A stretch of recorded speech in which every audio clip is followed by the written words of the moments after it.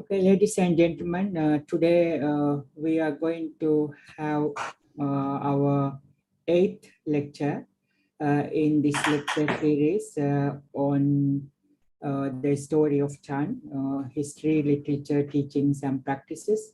And as you already know familiar with, the speaker is Professor Mario Poceski from University of Florida. So this lecture series is sponsored by Glorious Charity Foundation and organized by our Center of Buddhist Studies. So throughout this lecture series, I think now around 8, so you have been familiar with our speaker. So I am not going to have an introduction today.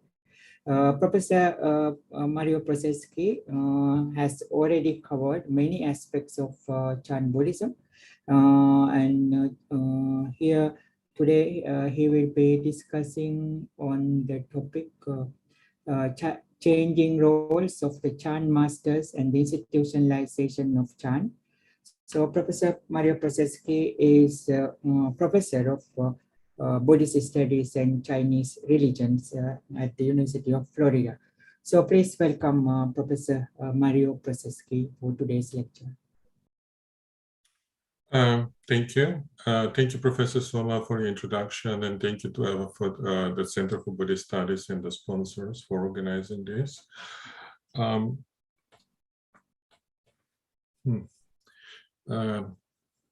Just a moment, I'm dealing with 3 screens here and not behaving the way it should. All right, I suppose all things, good and bad, eventually have to come to an end, being that our universe is governed by the law of impermanence. So we are kind of coming towards the last stretch. After today's lecture, we're going to have 2 more.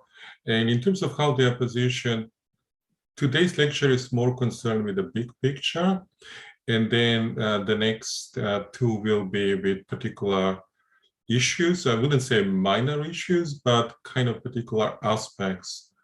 In the case of lecture 9, a particular story and the interpretation of that story, but also more broadly, what does it tell us about the Chan tradition? And finally, we are going to talk about, again, something related to Chan literature, the inclusion of prophetic narratives in Chan text.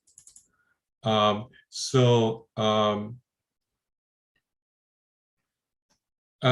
right, so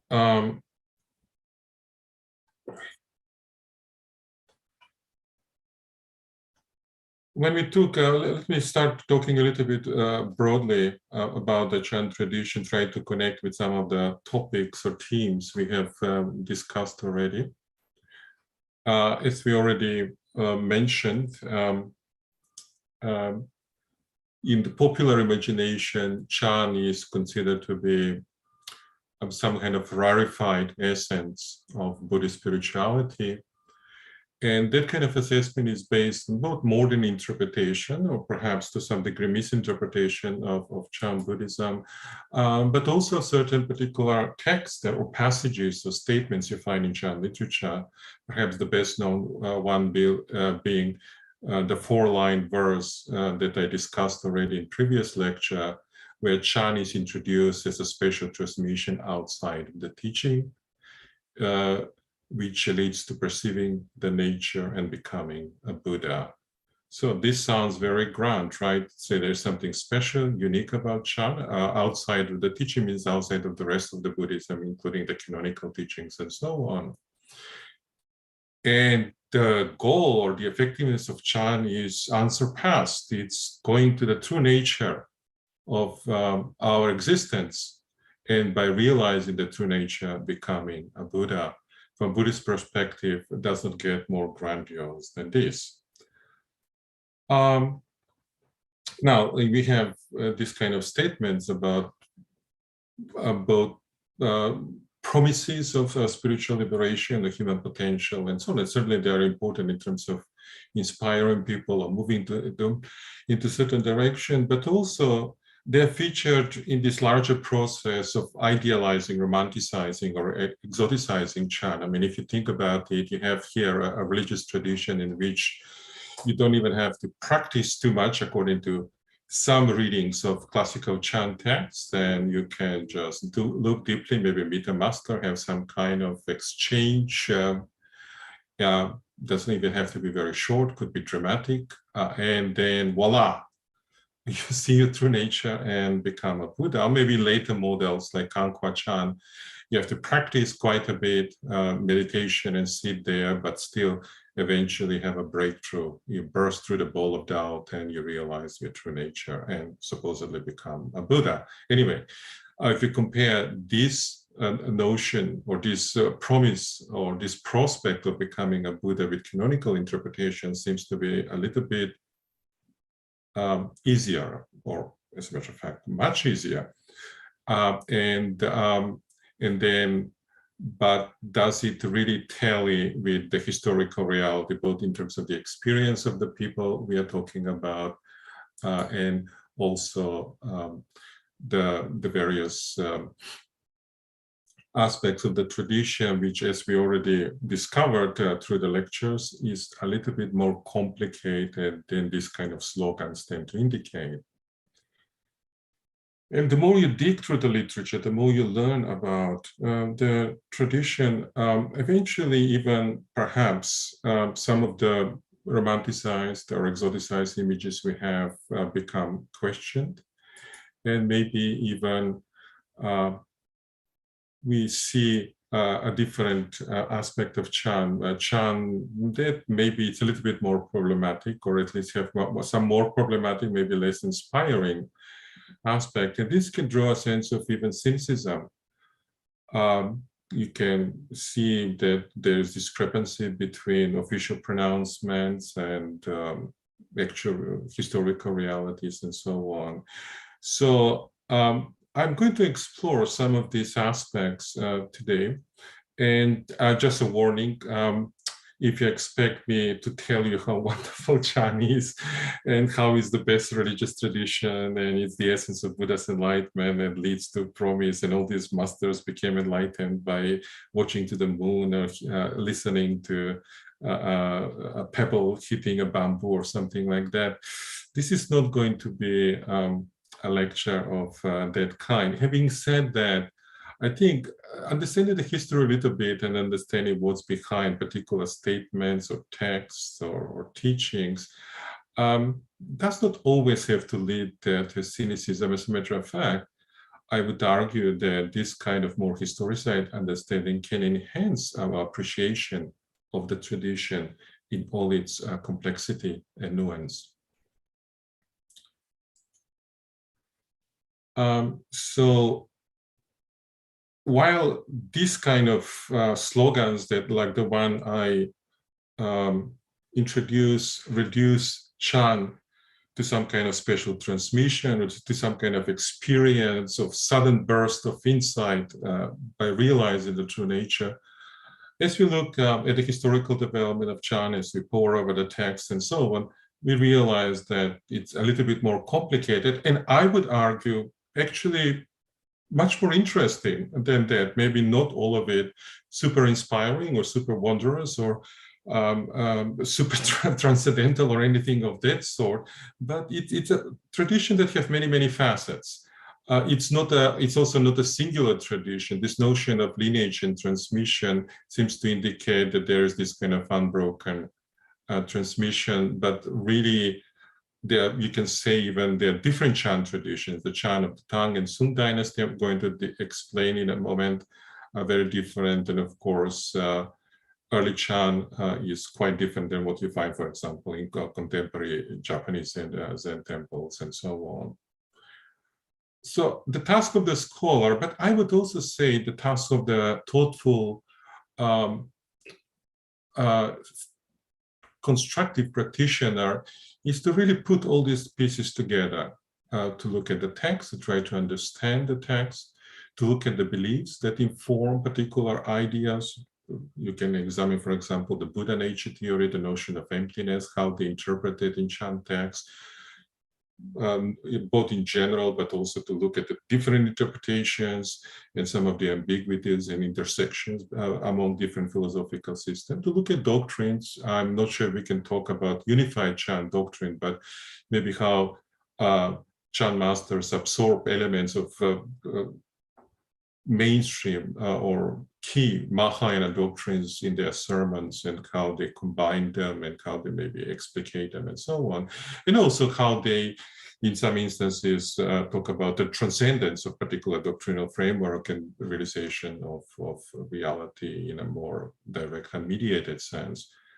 Also about ideas, we spoke about this when or I spoke about it when I was talking about the monasticism in Chan. So what are some of the ideas? But also last week I was talking actually about lay people. So what are their ideas? Also what are the practices, both meditation practices, critiques of the certain types of practice, various techniques and so on. And finally, what are the institutions? Because ideas, practices, doctrines don't float in empty space. They always take place within the context of institutions, and institutions are run by people. And notwithstanding what we might imagine Chan monks to be, people are complicated and by and large imperfect, at least most of us. So really, the task here is to look at all these different aspects of the tradition and to try to relate them and to hope to arrive at a fuller, more complex, more nuanced understanding of what we are talking about.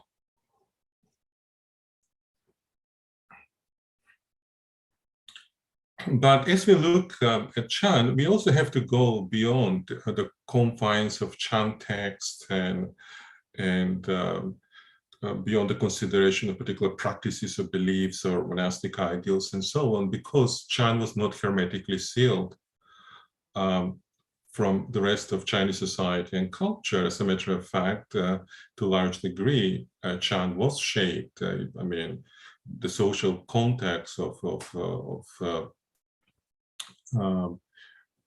whether it's Tang China or Sung China or contemporary China, I mean, you can see how monastic institutions or the way ordinary people engage in religion is shaped by the society in which you live, by the culture, the assumptions, and the cultural suppositions, biases, and so on. When we bring that with us as we engage with the religious tradition, when we read ancient texts and so on. Also, while history, and this is relevant to both the past and the present, that both Chan institutions or Chan monks or Chan masters occupy these different social, cultural, religious spaces, and all of them influence each other. And then that was how it was in the past. And of course, we can also observe similar processes in the present, but also we have intersection between the past and the present, because a reading of the past influences the way we understand the present, but also the way we construct our own beliefs and traditions and practices in the present also shapes how we read or interpret the past.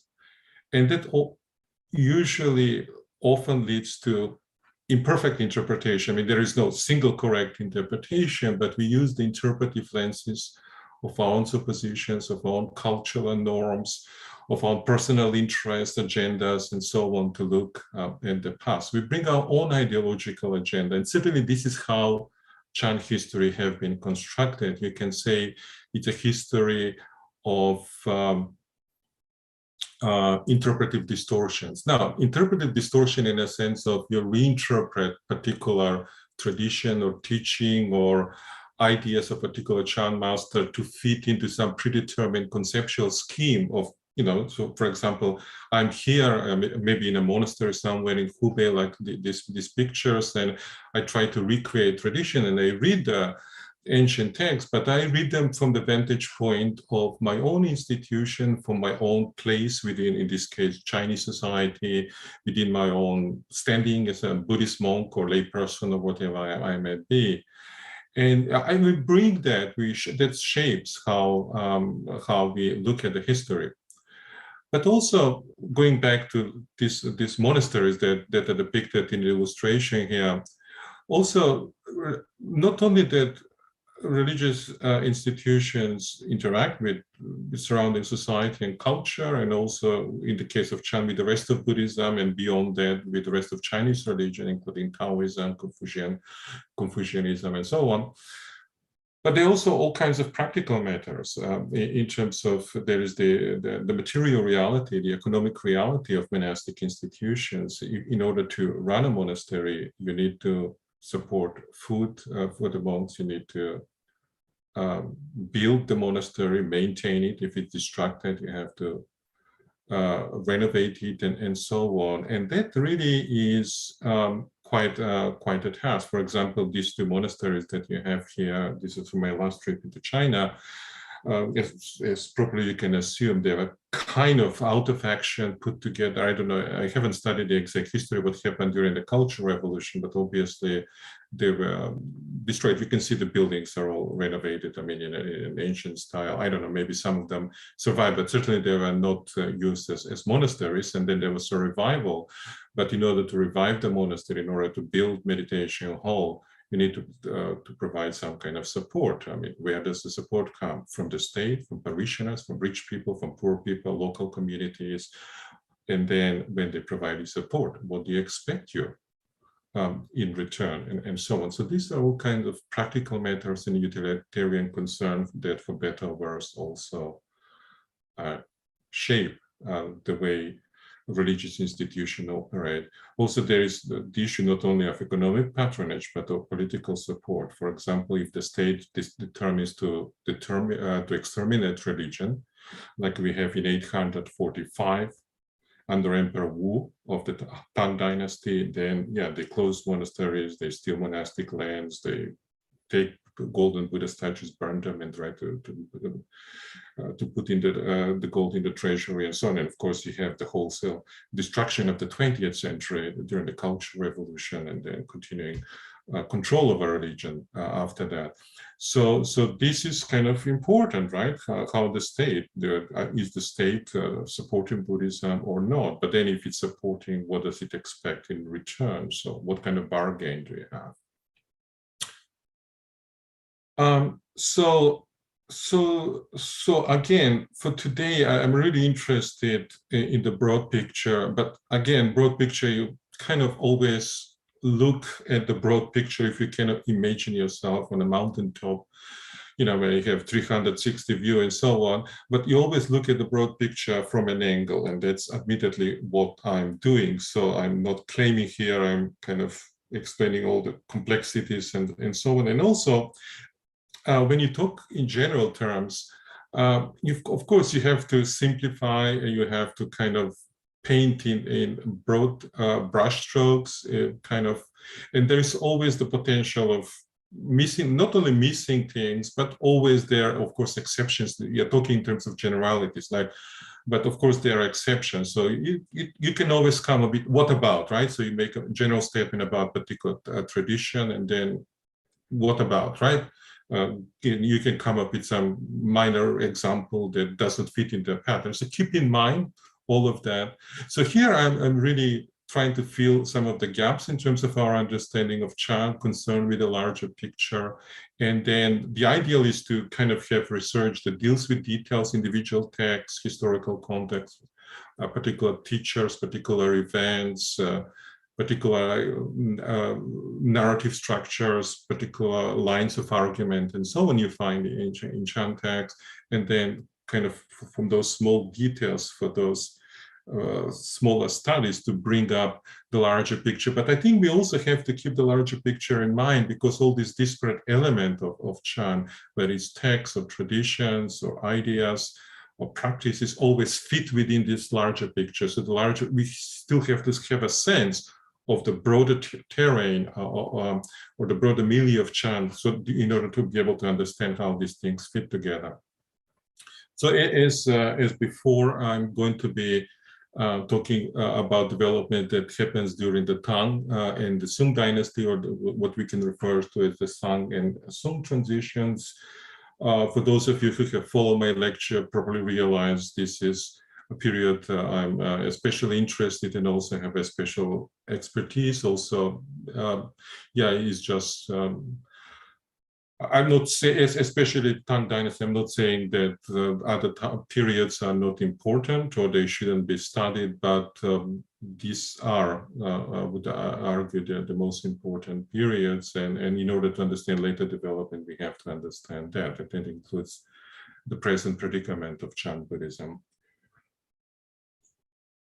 And more specifically, I would like to use a theoretical template derived from the sociology of religion to look at larger developments in Chan Buddhism, especially as it pertains to Chan institutions.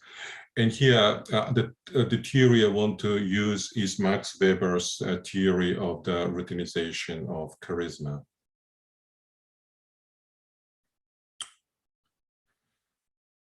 So what I would like to do is map evolving notions of authority and exemplary religiosity, which is to say, I want to look at the evolving images of Chan masters.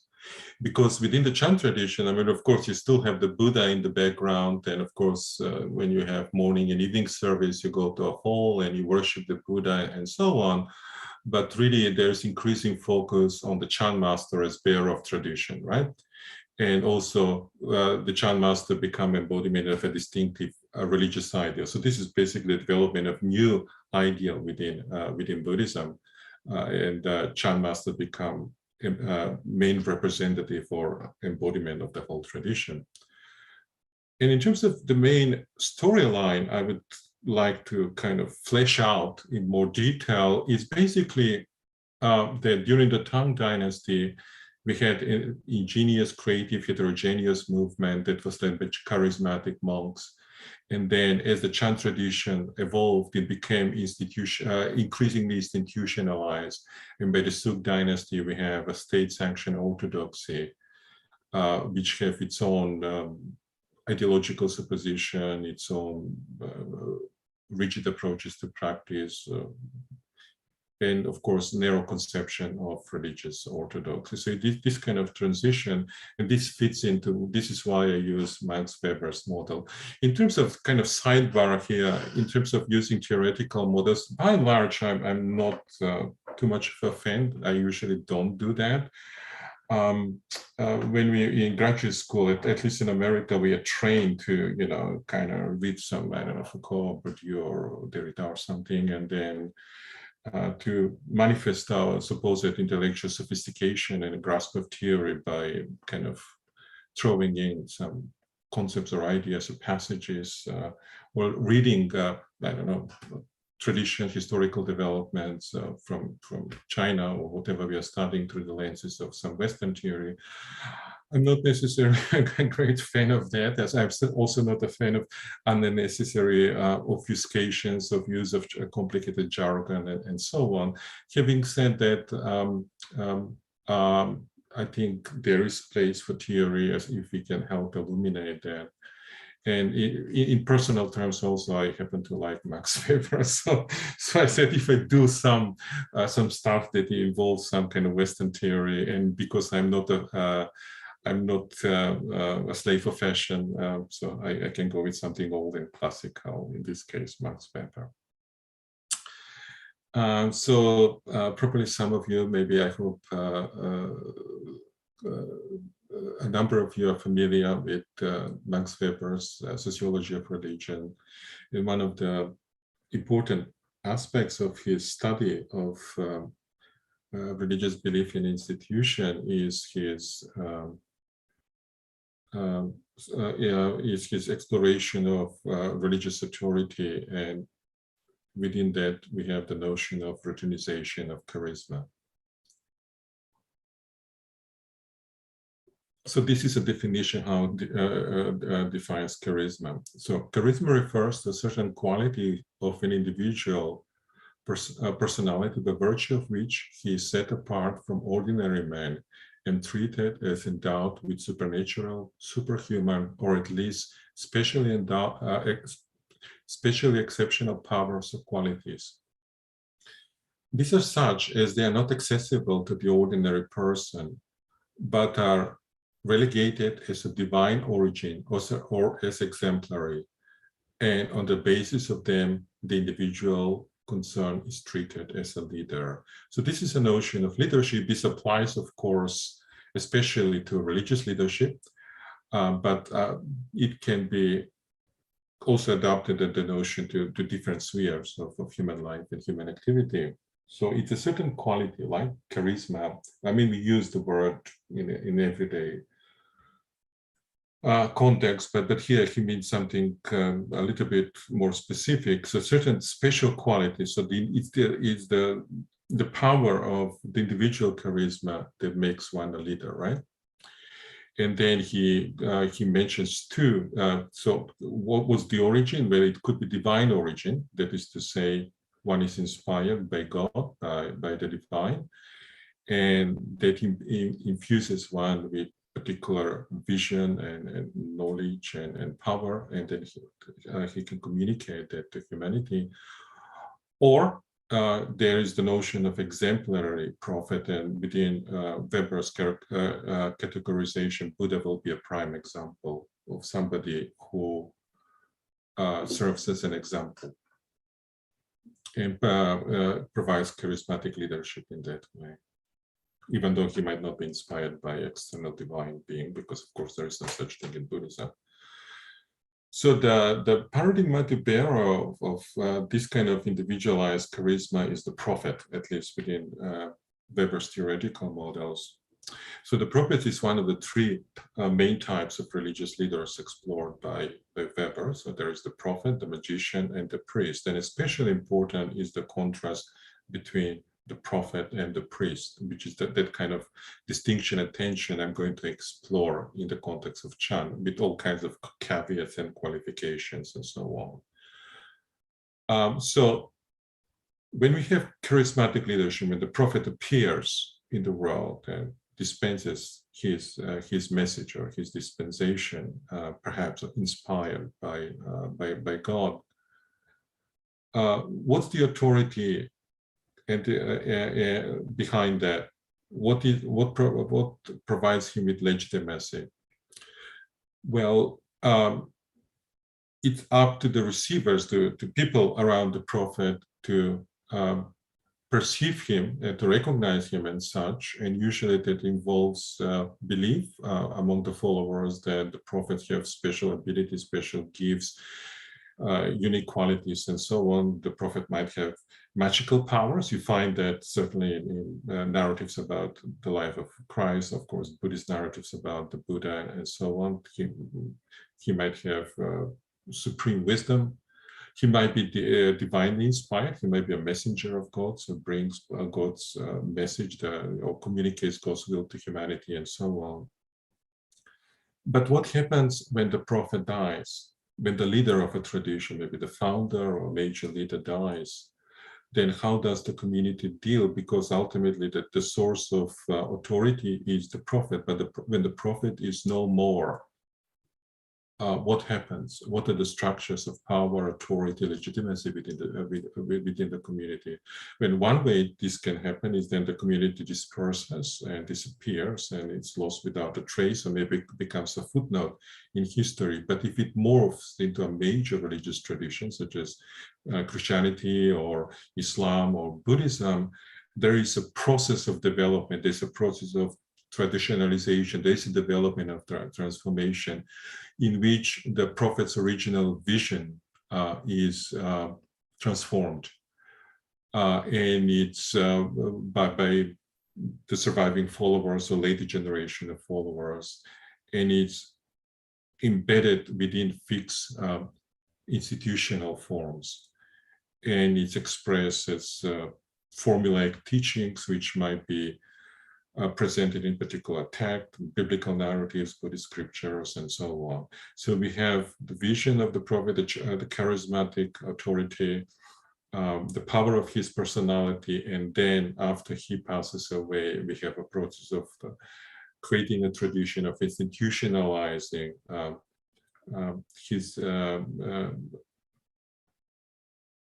teachings, his religion, his vision, and so on, the creation of perhaps eventually, if it really grows into a church with its own ecclesiastical institutions, with so sacred canons, rituals, and whatnot. And of course, clergy that really carries on. And this is the role of the clergy becomes very important for the later development of the tradition, whether it's Buddhist monks or Catholic priests or imams in Islam and so on. So when Weber is talking about authority, he identifies three types of authority. So the first one, the charismatic authority, is associated with the prophet, the prophetic figure, right? So here the charisma is based on individual personality or perceived qualities of wisdom, divine inspiration, and so on. And if you look at the whole history of humanity, some of them, not some, but pretty much all of the most influential people in the history of humanity have been religious leaders, right? Whether you have Confucius in China, the Buddha, of course, Jesus, maybe some of the Hebrew prophets and others, and so on. So when the prophet brings his own unique dispensation, his own unique message, whether it's divinely inspired or not, he becomes an agent of change. He brings something new to the table. And then if his teachings morph into established tradition or church that grows and is able to exert social, political, cultural, religious power, of course, changes the course of history. I mean, just thinking in terms of the impact of Jesus, not necessarily during his lifetime. Perhaps he was, I mean, we don't know exactly what it transpired, but he was perhaps relatively some kind of cultic leader of some band of Jewish followers, but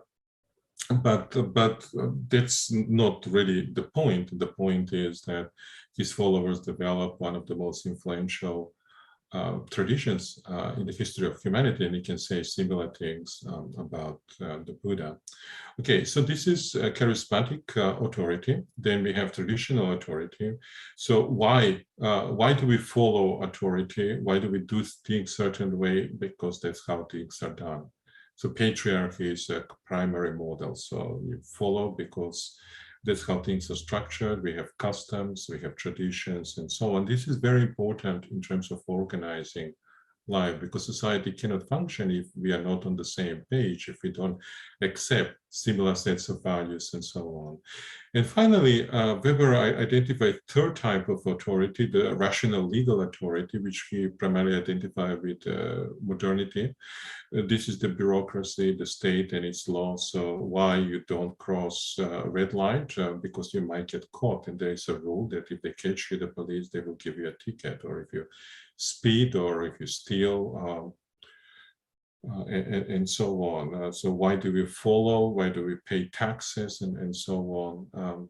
Because there's the rational legal authority. They are both, we bind to the system, but also there are punishments if we don't go along. Both inducements to follow and punishments if we don't.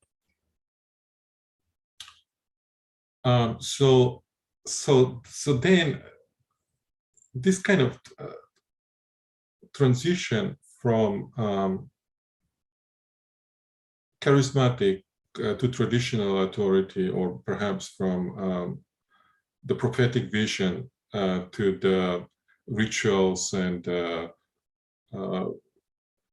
creeds and institutions of the priesthood is quite complicated, but it leads to this kind of routinization and institutionalization of religious life. So the religious institutions are being formed, and of course they cannot exist in and of themselves. They are basically created and organized and run by people, namely by priests. And as the institution becomes more complicated, the priestly bureaucracy becomes more complicated. And it is the institution, the priestly bureaucracy or the clergy, which curates and transmits the message of the founder, right? They tell us what Jesus said or what Buddha said. And that's expressed in formalized way. We have various creeds or dogmas or fixed administrative structures and so on. So then what's the authority of the priest? Well, I mean, individual priests have some degree of charisma, individual charisma, of course, but by and large, the priest is a religious functionary or member of a church, or he possesses the institutional charisma. That is to say, is the charisma of his office, right? So you go to a church, you have a mass, or you go to a Buddhist temple in Thailand and you receive the 3 refuges and the 5 precepts. And I mean, sometimes the monks might be holy, sometimes they might be scoundrels. I mean, there are all kinds of monks, as you probably know, but really what's important is that they're properly ordained, they have the official sanctions, they are basically they have the institutional charisma and they're able to relay these kind of functions. And then when the religious tradition really develops, when become dominant in particular country or a particular society, then it becomes integrated into the existing economic and political orders, right? And so you have intersections of economic activity, political systems, institutions, and of course, religious institutions. And this is the story really, at least on an institutional level, at least important part. I wouldn't reduce religious institutions just to kind of concerns about money making and economic imperatives and kind of political consideration, but that's certainly a very, very important part. And certainly the more powerful, influential religious institutions are, the more they get involved. I mean, the Roman Curia is a particular type, particular example, especially in pre-modern times, the more enormous power of the papacy. I mean, it's still enormous power, even though officially, at least, they don't have lands and so on. Also, if you look at, I mean, the power of the Sangha in traditional Sinhala society, or even today, I mean, in terms of not just religious life, but influence on social life and on politics and so on. Now, so this is a little bit about Max Weber's theoretical model and how it helps us to think about religious institutions, including Buddhist institutions, as they pertain to the development of Chan Buddhism. But of course, also we have to keep in mind the limitations of theory. I mean, Max Weber was German. He operated within the European or the academic system. He was informed by the culture in which he loved. His notions of prophetic authority and charismatic authority and so on were informed by his reading of Christian traditions. And he did try to engage with Buddhism, and he discusses Buddhism or Asian traditions in his writing, which is quite admirable considering the period in which he writes. So, but by and large, his theories are based on Eurocentric suppositions. So we have to keep that in mind. I mean, can we really think of Chan monks as prophetic figures? Well, not exactly, not in the Christian sense, but at the same time, I think there are elements of the conceptual framework, while it does not fit completely, I think it still helps us understand, or at least shed a light, or at least give a certain perspective of important institutional developments within Chan Buddhism. So, going to Chan then.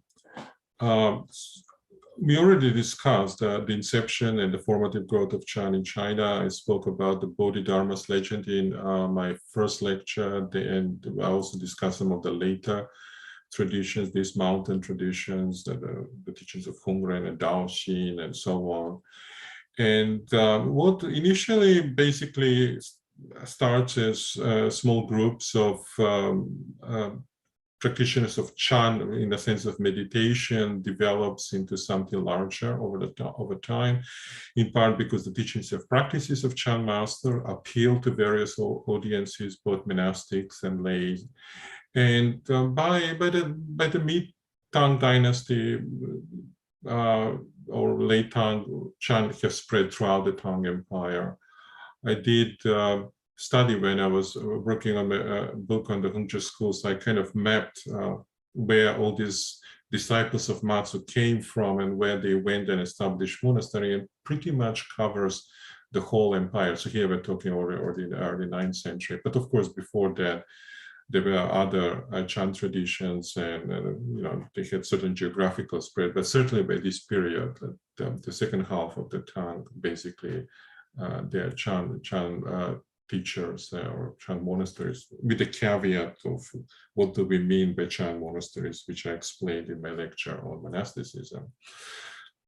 So, and then we know about some of these developments, including some of the teachings of these masters, because there was a process of textual production. We have various texts about Chan lineages,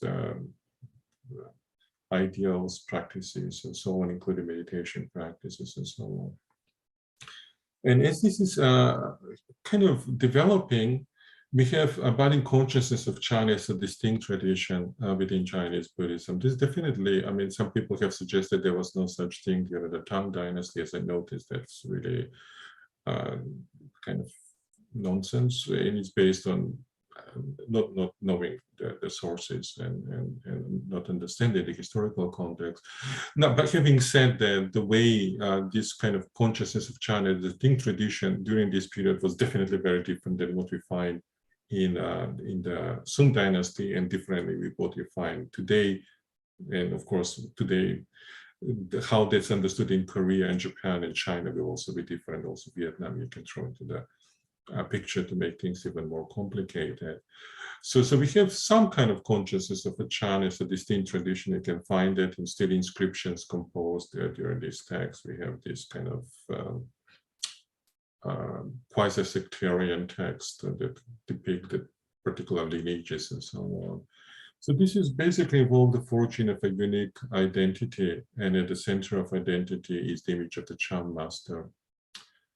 So basically, Chan is the tradition of the Chan masters, and the Chan master is a different model of paradigmatic religious figure. So to be a master is to become a member of a distinct group of religious virtuosos. And at the center, and this is where I connect this to Max Weber's theory, is individual charisma. At least that's what we have. I mean, I cannot transpose myself in time and meet these people and understand what's going on, but that's the sense we get communicated from the text we have. That is the charisma of the individual Chan monastery. An important facet of Chan during this period is the sheer diversity of Chan. So it's kind of, yes, there is a sense of tradition, there's a sense of distinctiveness, but at the same time, within this broader Chan movement, there's lots of diversity. And also, there is no independent institutional structure. So kind of Chan to be a follower of Chan means basically to practice a certain way, to engage with certain way, maybe study with certain teachers, maybe even some monasteries, but there is no official designation. There is no separate institutional structure. To put it in monastic terms, you cannot become ordained as a Chan monk, and of course that's still the same. So in that sense, institutionally, Chan is completely different than what becomes the Sung dynasty. It's certainly completely different than what you find in East Asia now, especially like in Korea. You have the Chogye order, which is the sectarian tradition with its own institutions, with its own teachings, on ordinations, and so on. Of course, if you move to Japan, Rinzai Zen, Soto Zen, or Baku Zen, they're completely separate sectarian institutions. So that's kind of really completely different than what's happening during this period. And we should resist the tendency to engage interpretive distortions, namely to read what's happening during the early Chan, during the early period of development of Chan, or during its classical period, through the lenses of contemporary traditions, or even through the lenses of Sung Dynasty Chan.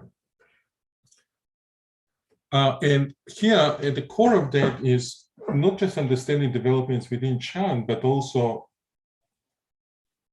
observing how Chan is integrated within the Buddhist tradition. What's the relation between Chan and the rest of Buddhism?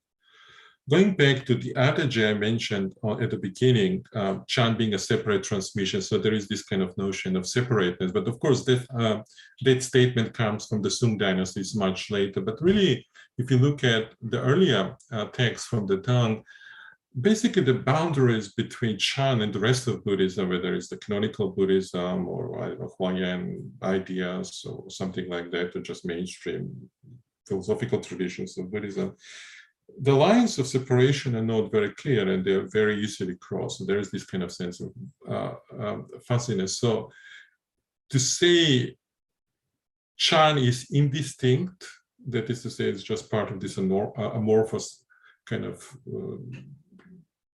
unstructured Buddhist tradition, is wrong. There was a sense of identity and distinctiveness, but to say that it was completely distinct and there were sharp boundaries, it's also inappropriate or misleading. And this is where kind of appreciation for nuance should kick in, that it's a little bit more complicated than this kind of simplistic notions of complete separation and paradigm shift, or kind of indistinguished morass of kind of traditions in which Chan monks have nothing special, nothing unique to say or offer. And also Chan monks, again, here, in terms of like, okay, I mentioned all these names like Wang Po, Lin Chi, Dongfan, Guishan, and so on. So that's how I use the term. Chan monks, monks we identify as Chan masters or their followers and so on. So they don't have a single fixed religious identity. They have several overlapping identities, which are flexible, which are easily crossed over. So on the most basic level, they're all Buddhist monks. They're all members of the Sangha. In that sense, they are like all other monks. So if you're, I don't know, a Huayan patriarch like Chen Guan, and a Chan master such as, let's say, Wei Quan, they live about the same time, in terms of your ordination, you're pretty much this, not pretty much, but you're exactly the same. You're just Buddhist monks. Then you can be a followers of Chan, right? So you can have identity of a follower, and certainly there is a sense of that if you read from the inscriptions, not just Sung Dynasty collections like Qingde Chuang Dengu, but inscriptions where they're composed, there's a definite sense, you know, that you're belonging to this Chanzong, right? So you're followers of Chan, either as a master or as a student. And then within Chan, there are different lineages, right? So we have these kind of mentions of spiritual lineage. Now, kind of, there's a tendency to read that in terms of how lineage was understood in the Sung dynasty. I'm not sure that's very helpful for understanding these earlier constructions of lineage. This is more like, well, okay, this is the Chan master I'm talking about, and his teacher was so-and-so, and the teacher of his teacher was so-and-so, and they were they kind of belong to this important tradition, which have long history, and the previous members of this kind of community of masters are so and so and so, and this is kind of how you can construct. The way lineage is constructed later on, and certainly how it's constructed today in various Chan or especially Zen milieux, is very, very different. So we have this kind of shared overlapping identities, and they coexist with each other. So how does that relate to Weber's theoretical model? But my argument, and this pertains to the Tang dynasty, is that to some degree, Chan masters were bearers of traditional authority. Being members of the monastic orders, or maybe senior respected members, they had the authority of being bhikshus or senior bhikshus, respected monks, eminent monks, Gaosang, right? To use the term that is used in Chinese Buddhist literature. And they also have certain qualities that are shared with other prominent monks. For example, if you look at the sermons of Chan Master from this period, there's lots of examples of quotations of canonical teachings, quotations from philosophical treatises, from scriptures, and so on, embedded in their sermons. They supposedly have expertise in contemplative practices, especially early on. That becomes more complicated with later on with Shenku's criticism of formal meditation and so on. But basically, they embody many of the qualities of eminent monks that are widely accepted in medieval Chinese society. In that sense, they possess traditional authority, and at the same time, they bring a different type of authority, charismatic authority. This is the power of their personality, the power of their vision, which disrupts established mores and traditions. And basically, they come across, at least from the textual sources we have, as unique persons with specific qualities of great religious leaders and so on. Now, this might sound a little bit I might be doing what I criticize. We tend to, others maybe, or we in general tend to do is idealizing and so on, but certainly that's the impression one gets from the reading the text, and by and large, when we study this period, that's what we have. So basically, and what's that authority ultimately based, the power of the charisma is based on supposed insight into the true nature of reality. So they supposedly experience this awakening, they have this insight, and they can manifest it in the world in which they fit into traditional patterns of Buddhist spirituality. So in that sense, they function as properly ordained monks and exemplars of certain virtue. But at the same time, they, if necessary to make a point or offer spiritual guidance, they can establish, they can disrupt or challenge established norms and traditions and bring something new. And these types of authority or these types of personalities, when Weber is developing this model, he's talking about ideal types. So kind of these are kind of different categories, but these are pure forms. The reality is never quite exactly kind of individual persons, historical persons do not fit neatly into one of these patterns. So there can be some traditional authority, some charismatic authority, and so on. So these are not mutually exclusive. So here, I'm not saying that this model of prophetic or charismatic authority kind of completely describes, but I would say this is a dominant theme. So there is both traditional and charismatic authority, but during this period, charismatic authority seems to be the dominant form of authority in early Chan. So I mentioned the profusion of different traditions, right? We have all kinds of approaches and perspective, and I spoke about it in more detail early on in the series. So we have various traditions of Chan during the Tang Dynasty, the East Mountain tradition of Hongren and Daoxin, the New Tao school, the Northern school, the Baotang school in Sichuan, the Hezi school, sort of basic Shenhui, and the Hongzhou school of Matsu Tao. And then you can also kind of add the lineage, the lineage of Shito Xiqian, and then that morphs into the Caotong school, for example, and so on. So you have later developments as well. But basically, there is embrace of diversity. There are all kinds of approaches and perspectives that coexist with each other. They expose, I mean, they're not just different lineages, but they come with different ideas and interpretations, different ways of integrating Mahayana philosophy into their teachings, different practices, and so on. So celebration of diversity. And also experimentation, especially in early Chan. I spoke about this both in my first lecture and also in the lecture when I was talking about Chan meditation. So it's experimentation with various meditation techniques, right? And this is also set in relation to the theoretical templates or major systems of Mahayana philosophy. So there is quite a bit of that kind of open-ended quest for seeking the realization of truth. But the truth itself is deemed to be ineffable, transconceptual, non-dual. And because of that, because the truth is not something that we can be pinpointed and identified, it's not a particular spot or point or locus. So there is no particular technique or dogma or institution that can lead to or capture this ultimate truth. Techniques, dogmas, institutions might help if used wisely, but they might also be not helpful if they become fetishized, if they become source of attachment, if they become corrupted, and so on.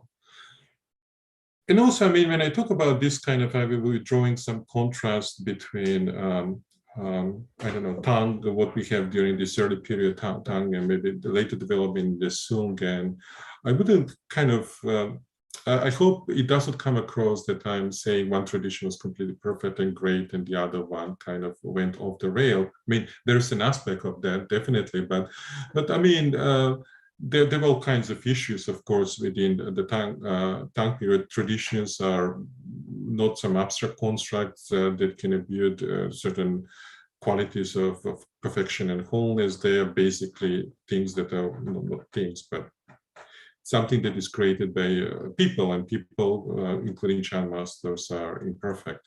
So you have all, I mean, there are, of course, issues and problems during the Tang Dynasty. One prime example, the kind of very factious, very acrimonious squabbles over orthodoxy, this Northern versus Southern school debates. It's not really debate, it's more of a monologue where you have Sheng Hui, for example.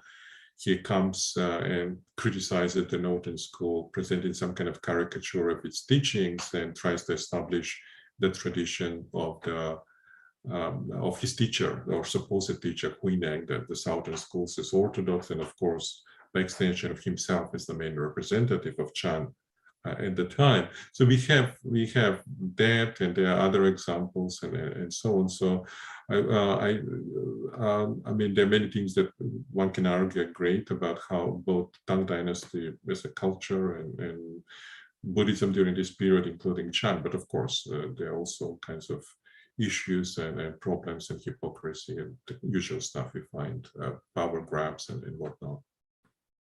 So let me give you, before we have a break, let me just give you an example of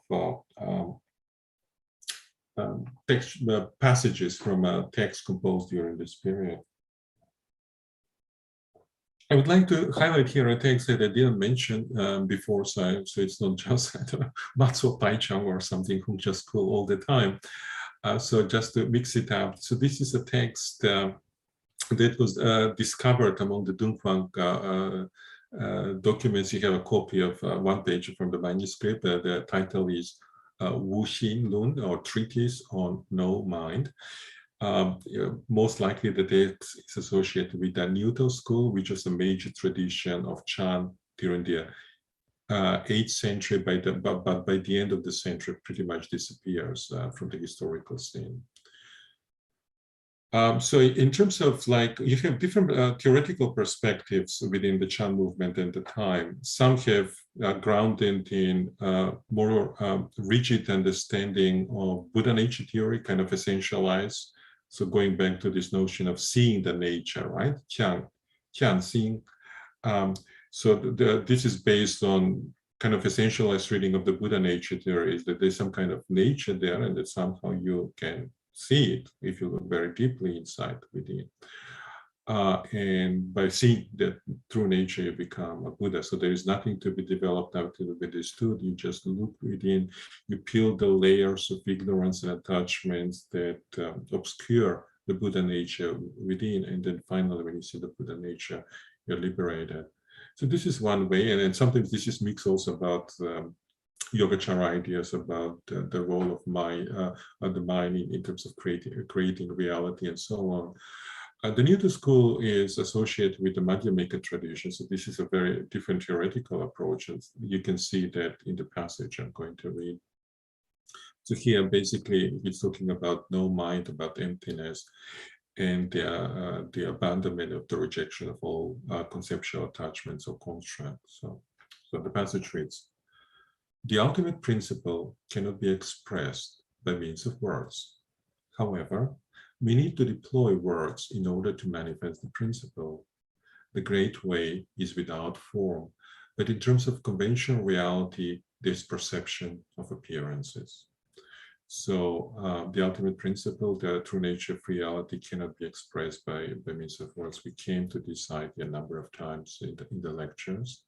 But however, we as human beings, if we want to discern the principle or communicate or provide some kind of pointers towards it, we have no choice but to use words. So the same, the Tao also is without form. This is very, very Chinese way of thinking. It's also very, very beautiful way. You can find resonances with the Chinese classics before Buddhism and so on. But in terms of conventional reality, so our ultimate reality might not have form, but there is also conventional reality in which is infused with forms and appearances, in which there are trees and skies and bubbles and people and thoughts and ideas and so on. And then, positively, it is just no mind. It's only because individuals are falsely attached to the notion of having a substantive mind that there are all those misconstrued ideas about affliction, samsara, awakening, and nirvana. If they awaken to the recondite reality of no mind, then all provisional designations such as affliction, samsara, and nirvana are no more. Therefore, the Tathagata speaks about samsara to those who mistakenly cling to the idea of having mind. We can talk about awakening only in contrast to the afflictions. We can talk about nirvana only in contrast to samsara. All of them are expedient antidotes meant to facilitate the removal of delusions. If there is no substantive mind, then there are also no afflictions and awakening. Likewise, all provisional designations, including samsara and nirvana, are unobtainable. So he criticizes certain understanding of the mind, or the true mind that supposedly exists within each individual, and says that this is basically a form of attachment. It's kind of imagining something that doesn't really exist, and the whole of reality then is interpreted, we come up with a dualistic contrast about affliction, samsara, nirvana, awakening, bodhi, and so on. But then when you let go of this, including that is to say that no mind implies basically letting go of the notion of substantial mind or true nature or essence within, then that involves basically the abolishment of all provisional designation, of all dualistic constructs, and so on. And this kind of, so it's almost like a critique of certain substantialist interpretation of the true mind, and also what I refer to as the fetishization of awakening, that there is some kind of experience of awakening that awaits those who look within and perceive the true mind. So basically, he criticizes this notion of awakening. Nirvana also is a conceptual contrast. We talk about nirvana in contrast to samsara, but ultimately, the basic idea of the Buddhist path is to let go of all of these thoughts, to divest the mind of all conceptual attachments, and then when it's completely empty and free, then just to see whatever there is without any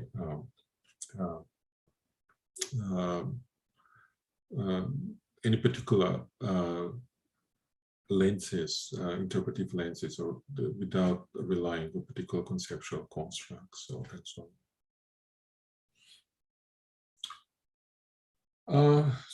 Okay, how about if we stop at this point, have a short break, and then like 2 minutes or so, and then we can continue. And I'm having a problem with my monitor, so hopefully I can also solve that. So 2 minutes.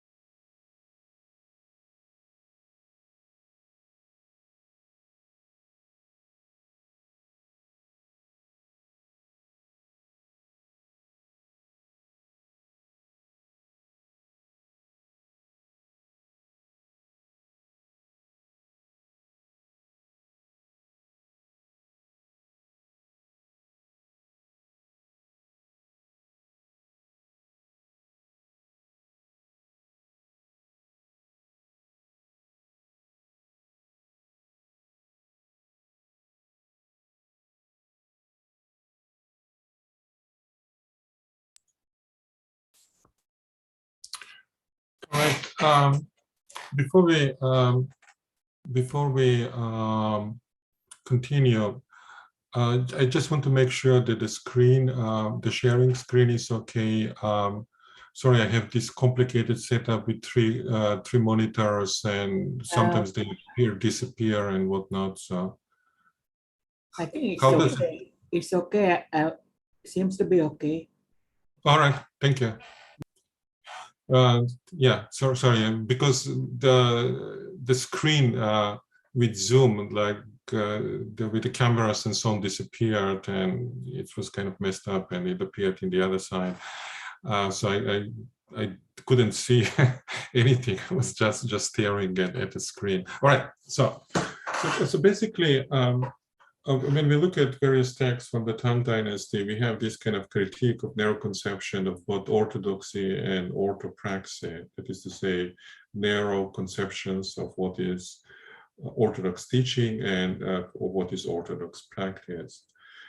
And this is part of this critique of all kinds of fixations and attachments. And this can pertain both to theoretical models about precept notions about the nature of reality, or some definitive or absolute truth that is to be realized, but also formulations of the path to awakening or the different models of spiritual cultivation. So this is kind of that really we shouldn't be attached or fixated in a narrow sense to any of this.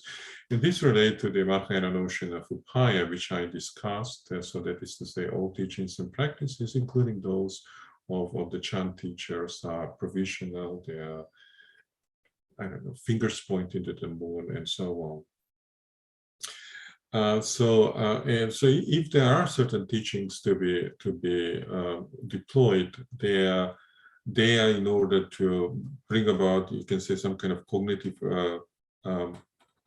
restructuring or perceptual change, in which basically established conceptual framework and habitual patterns of thought are no more. And then supposedly, I mean, if this works, they say it works, then perhaps there is the prospect of unmediated direct experience of reality. So here is, so let me illustrate that by a passage from Wang Po. So basically here in this passage and many others, he's criticizing conceptual constructs and attachments. Whatever possesses any characteristics is unreal.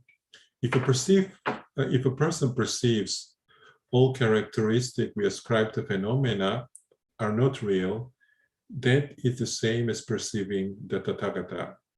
And these two sentences are quotation from the Diamond Scripture, a very popular canonical text that was widely read in medieval Chinese. Is also among the most popular Chinese Buddhist texts today. Buddha and living beings, they're all false views created by you. When you do not know the original mind, you're deceived into giving rise to various conceptions. When you engender a view of Buddha, you become obstructed by the delimiting view of Buddha. When you engender a view of living beings, you become obstructed by the delimiting view of living beings. Whatever views you create about ordinary people and sages, or purity and defilement, they all turn into obstructions. Obstructing your mind, they cause the continued transmigration in samsara. It's like a monkey throwing one thing and picking up another.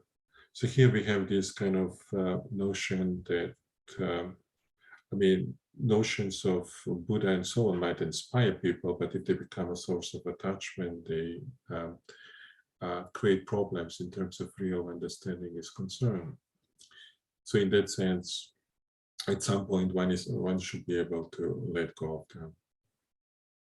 And then it continues. At the initial stage, there should be learning, but eventually you need to go beyond learning. Then there are no ordinary persons and no sages, no purity and no impurity, no large and no small. It's untainted and unconditioned.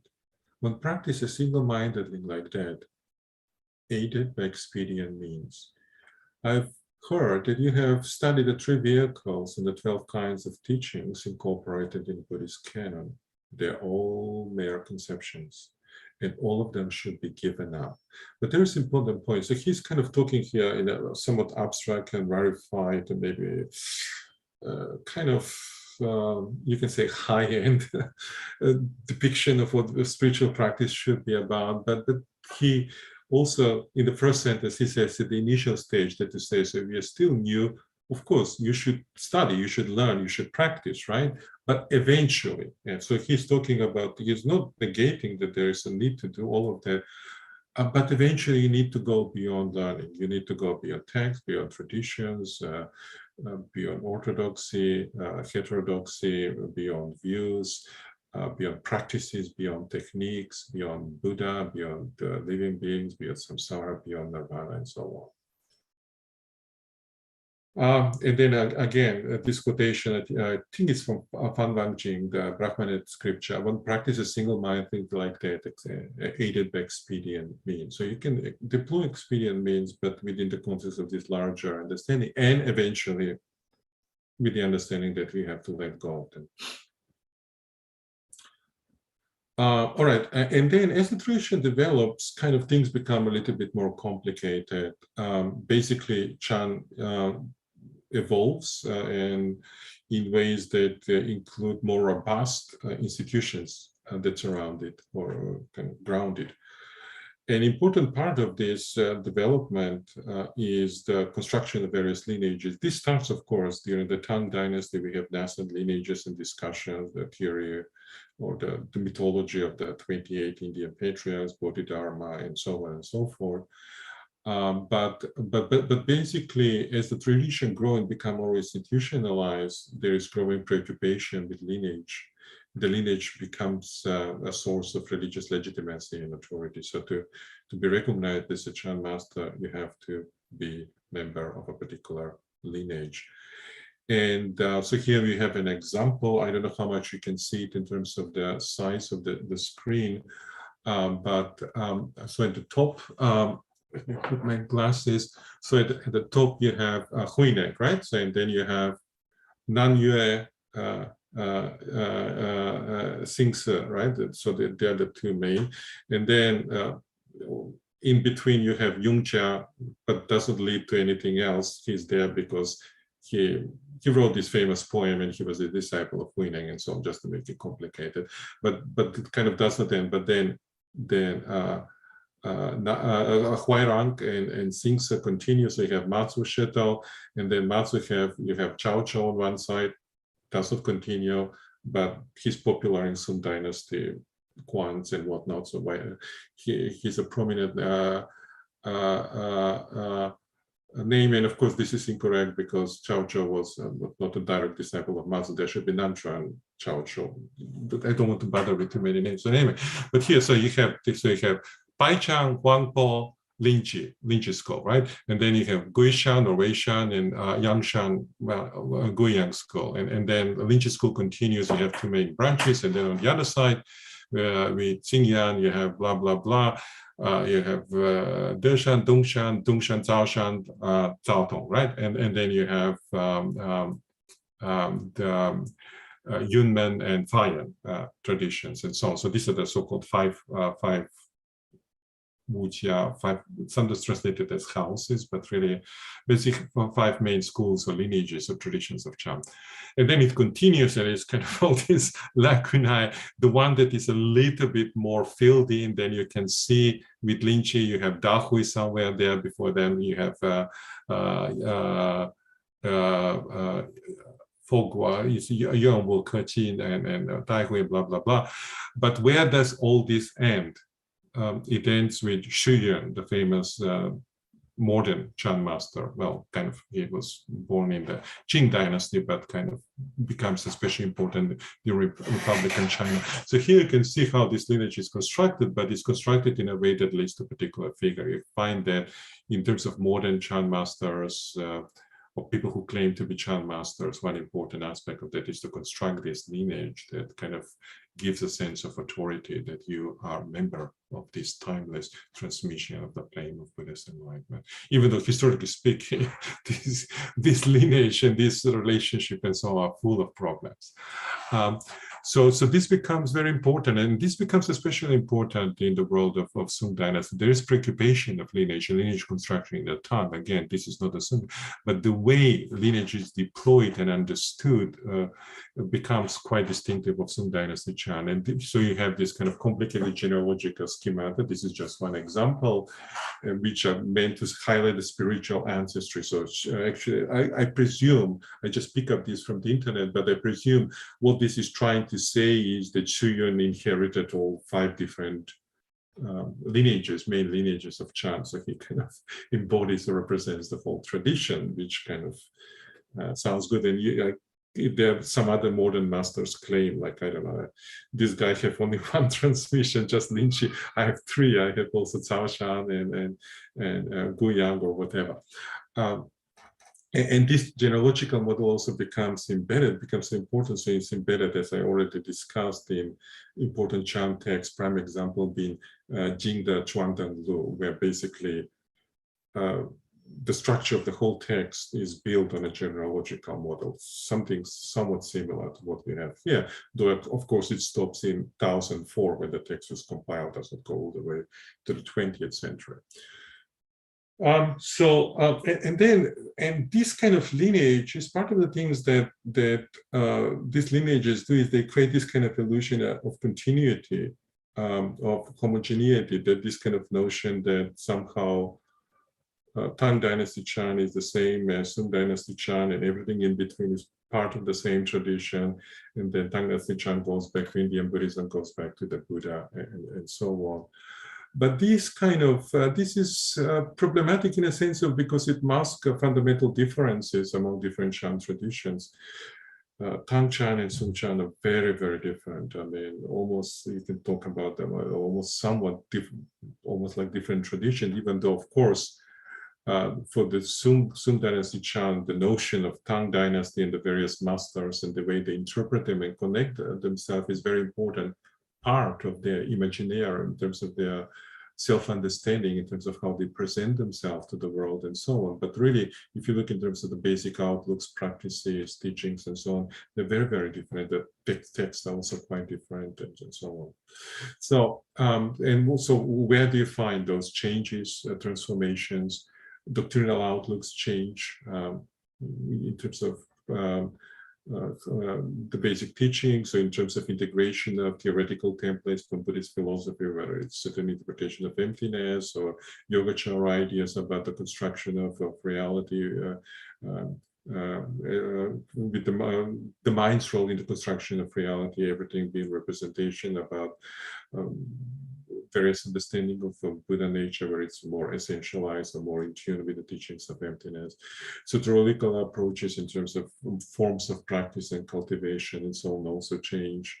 Texts change, there are new genres, as I described, and institutions change quite a bit, which is kind of the point I'm trying to make today.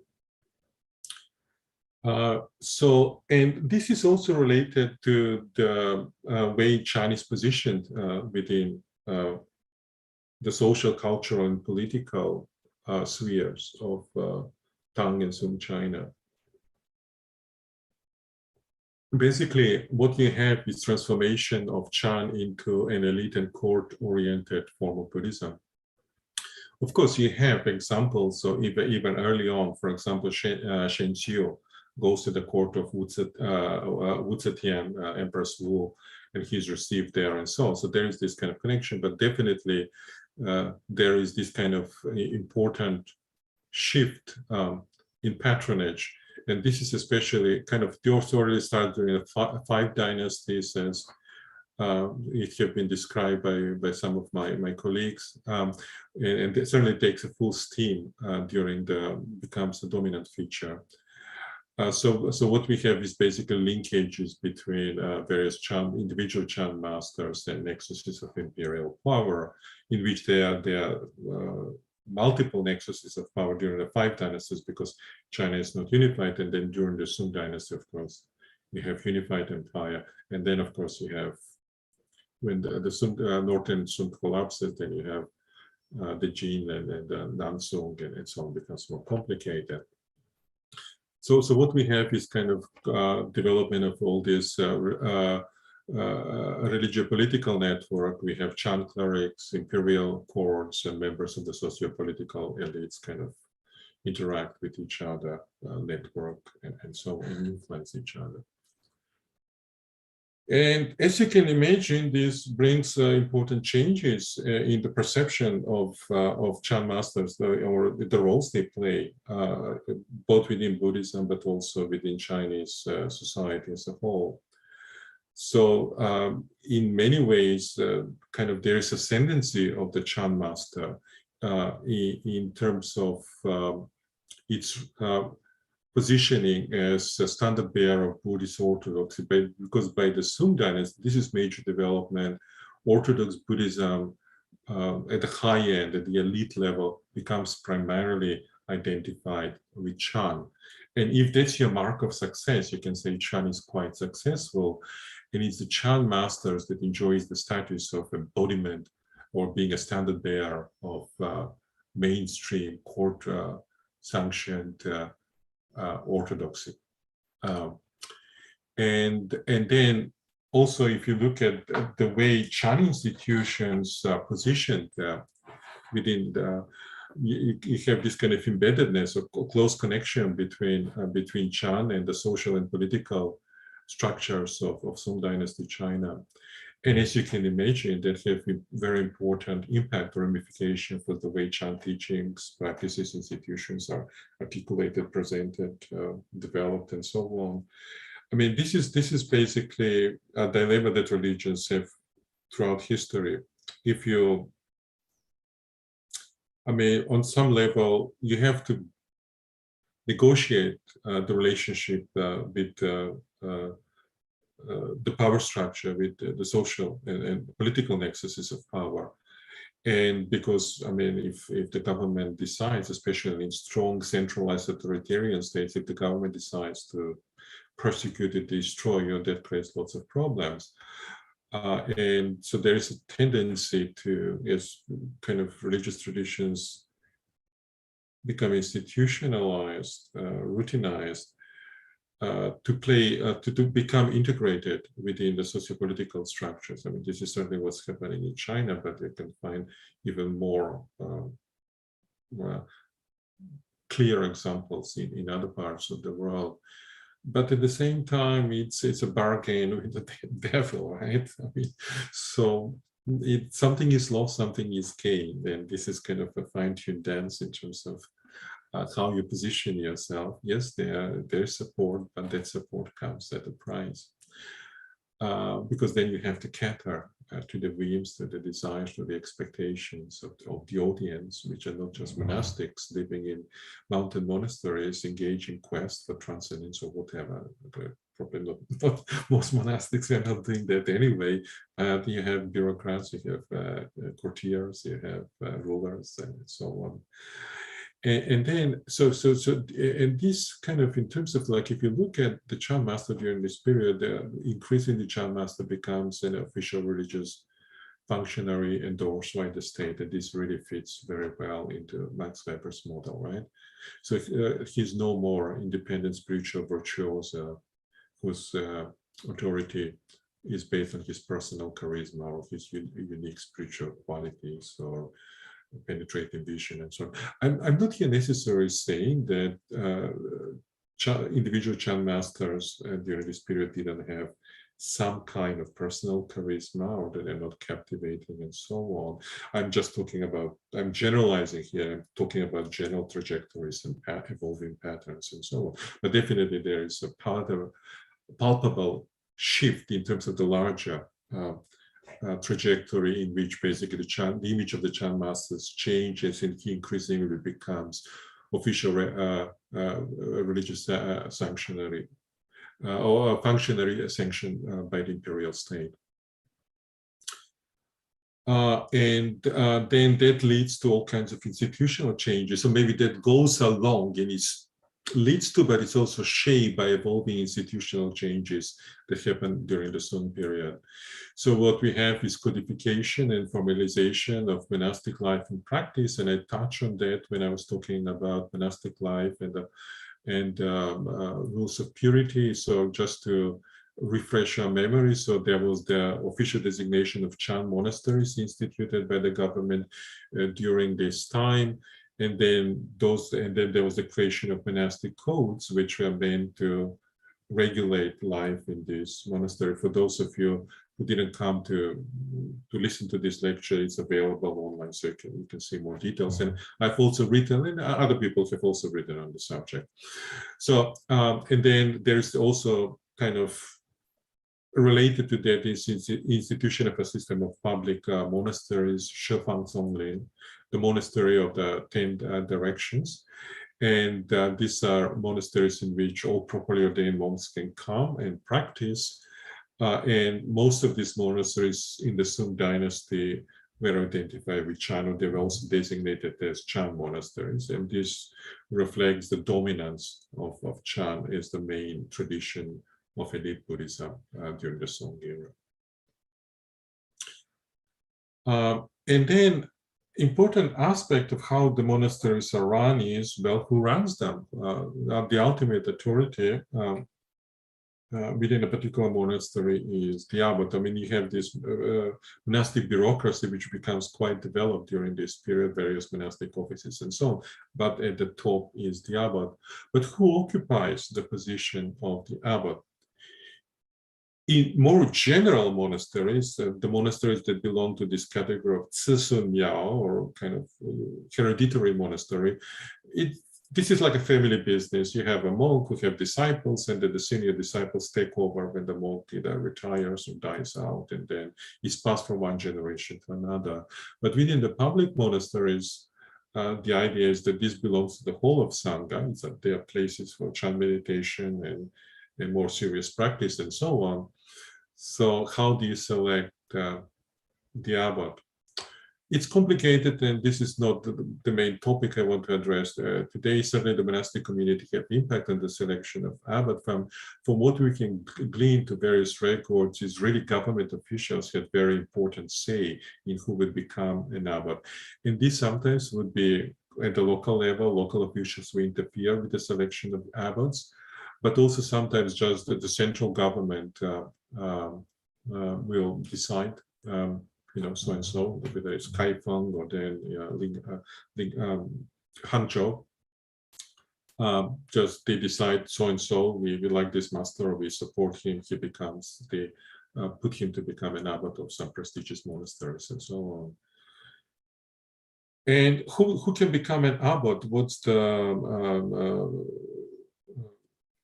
credential that you have to have? The primary credential is to be certified as an official member of the Chan lineage. So you have to fit into these genealogical schemes. You have to be part of this line of transmission somehow. And how do you prove you're a member of official lineage? You have to have inheritance certificate. This is a document. This is actually an actual certificate from this period by a very important Chan master, Yuan Wu, which kind of basically sanctions the attainment, spiritual attainment, supposedly, of a particular disciple. And as you can imagine, then if, in terms of the peak of monastic career is to become an abbot of a major Chan monastery, and if in order to do that, you have to be recognized as a member of a lineage, and in order to do that, you have to give the inheritance certificate. Well, then this becomes very, very important. Just as for academics, getting a PhD from a good university, preferably with a famous advisor, is very important. That can advance their career and so on. And human nature being what it is, as you can imagine, this opens itself to all kinds of abuses. I mean, machinations and so on. There are all kinds of stories about unscrupulous monks trying to bribe officials to be selected, or secure the credential, the certificate in all kinds of improper ways and so on.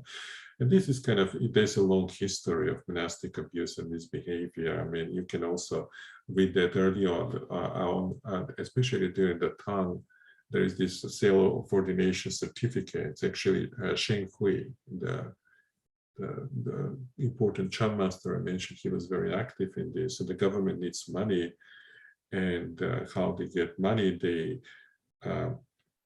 they get money by selling ordination certificates, because in order to become a monk, you have to get permission certificate from the government. And what's the advantage of having a certificate for the government that you are a monk? You don't have to pay taxes. You have release from taxes. So if somebody can give me, like if I can pay $10,000 or even $100,000 to be free from taxes, oh, I will sign. Oh, well, maybe not. I don't think I'm that corrupt, but you can imagine, I mean, not like maybe me personally, I pay my taxes much more scrupulously than most people, but yeah, I mean, you can see here, I mean, human nature being what it is. So that was a huge problem. I mean, there were all kinds of people who are not interested or planning or sincere about monastic life. They will sign, they will buy the certificates to avoid taxes. And actually, you have important Chan masters like Shen Hui being very active in this, kind of raising money for the government, and then you get carry favor with the government, that the government like you and they support you, but the price is very steep as far as the image of Buddhism and its place in societies, because you have all kinds of basically swindlers kind of presenting themselves at the monks, as you can imagine. That doesn't reflect very good the monastic community as a whole, and certainly doesn't help the monks who really are sincere about their practice. All right, so we have this kind of increasing institutionalization of Chan. An important part of this is creation of this distinct separate identity. And this goes back to this verse, four-line verses, I said, special transmission outside of the scriptures, which doesn't rely on words and letters and so on. So basically, it's the increasing highlighting of the uniqueness of Chan, any separateness from the rest of Buddhism. And that's also reflected in, for example, in the various encounter dialogue stories that are created during this period, in the Quan collection. So the kind of the way the Chan masters communicate their message is very unusual, very unconventional, through gestures, to riddles, to paradoxal statements, unscrutable acts, and so on, which somehow are supposed to be superior manifestations of ultimate insight into the nature of reality, or pointers for the disciples to transcend their limitations, to shift to different perceptual modes, to enter this recondite dream of reality and whatnot. And then so you have this kind of increasing kind of quasi-sectarian. Chan never develops into a completely sectarian tradition like we find in contemporary Korea or in Japan with Lineage and Soto and so on, but definitely there is a move in that direction. Formalization of Chan teachings and practices is also a very, very important part of that. This is also reflected in the new type of literature, which is uniquely Chan. Perhaps the prime example, so with the Kongan collections, which I'm going to discuss next week. And an important part of this is kind of to read all of this and to legitimize all these very interesting, very new, very important developments within the realm of Sung Dynasty Chan by looking back at the Tang Dynasty, which is already established in the kind of Chan imaginary as this golden age or model to follow that continues. If you look at modern masters like Xu Yun and so on, still kind of continues to the present. But so basically so they read all these later developments back to the Tang Dynasty. You have stories, encounter dialogue stories being created that features famous masters which are at odds which the historical realities of their religious personas and teachings. You have the legend of Baizhang and the monastic rules. So this kind of is developed, and so the image of Baizhang is reimagined, and so the whole Tang Dynasty tradition. So these are two separate things. So you have the Tang Dynasty tradition, the Sung Dynasty tradition, but also the way the Sung Dynasty tradition, starting from their own concerns, biases, perceptions, needs, agendas, is reinterpreting, reimagining the earlier tradition, and then seeing this kind of sense of continuity that links the two. And more importantly, we have very narrow constructions of orthodoxy and orthopraxy. So what was the diversity of approaches, a sense of openness, becomes increasingly codified, becomes increasingly narrow, and then there is one orthodox way, one orthodox practice. And perhaps these tendencies are best exemplified in the life and writings or the records and the teachings of the most famous and most influential Chan master from this period, Da Hui.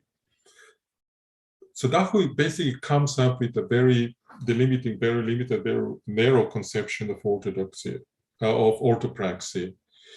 Basically, he reduces all practice to a single meditation technique, the technique of observing the critical phase of Kanhwa, which is often referred to as Kanhwa Chan, right? Or Kanazen or Ganhwa Son in Korean.